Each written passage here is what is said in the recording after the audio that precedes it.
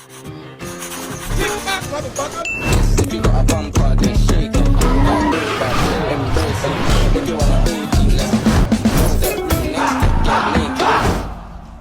Yeah, fuck out of here. Hello, you gotta do something to get something. There's no way you can go to Brazil if you don't do what the fuck you gotta do. If you're frustrated in life, it's because you've been programmed to be broke, right? The 9-to-5 mindset, as I've told you before, over and over and over again, is put in place to keep you broke, 1, 2, in survival mode, and 3, to drain your energy. I call it battery jobs.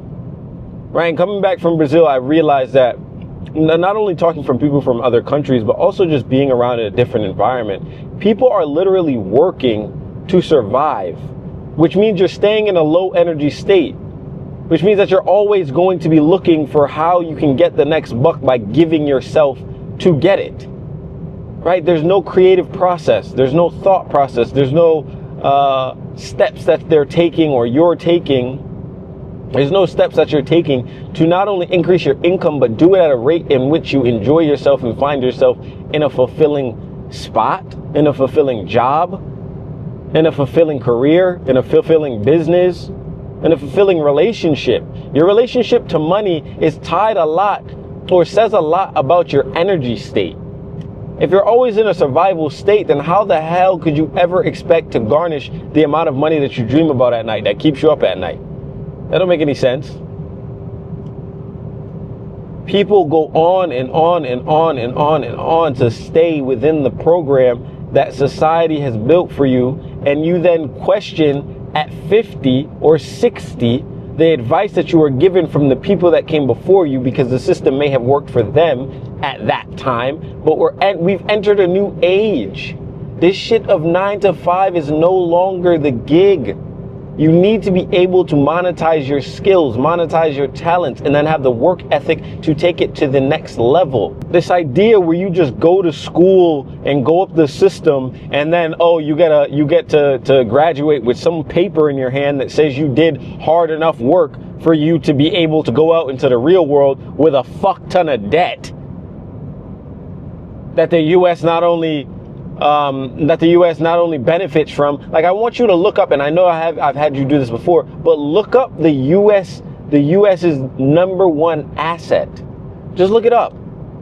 And once you see that that's the number one asset, you'll then start to understand that this is all a game. This is all a fucking game. And if you don't start to play the game for yourself and take yourself in a position of winning and putting you in a position of fulfillment and getting to the bag in whatever way, and sometimes that dollar that you get is not going to be fulfilling. Like when I started my content creation agency, yes, I love the idea of making content for people. And then you realize that everyone that you deal with in business more than likely is just a grown-ass kid that has no direction or understanding of what they actually want, but they've invested so much time into something that they have to get a return on their investment, so they continue to push it. And when they want to grow it, they have no clue, so they put all the burden onto other people to figure out exactly the idea that they should be running with. And so when I got to that understanding, the fulfillment of making content, yes, diminished, but the money still came in because I did what? I learned a skill for a long enough period of time for me to then ask for a certain dollar amount. So people had to pay for my value. And as you go and understand how to maneuver in business, not only does the value that you give increase, but the understanding and the knowledge of how to operate within this big ass game increases. And now when you do it on a long period of time, let's say a decade, as I have been doing, you then say, oh shit, you notice like the back of your hand, right? And you know how certain things are going to move, and then you start to study certain sectors and industries, and you know when to operate on a slower pace and when to speed it back up. But you would never understand how to do that if you don't take the jump, take the leap. Because school has told you, oh, you're going to go to school, you're going to get a job, you're going to get a da-da-da-da-da-da-da-da-da-da. I'm telling you right now, if you are stuck and feel like you are stuck, it is because you're following the program that was given to you. And the program that was given to you is for you to continue to be this fucking cog stuck in a machine. That's just what it is. Let's be real. It's time for you to understand and or take in knowledge that allows you to gain a skill, so that when you have that skill, not only can you overcome all of the challenges of the game that you're playing, but you can start to ask for brioche, for money, dependent on the value that you're giving to another human or another business owner, right? Or another entrepreneur.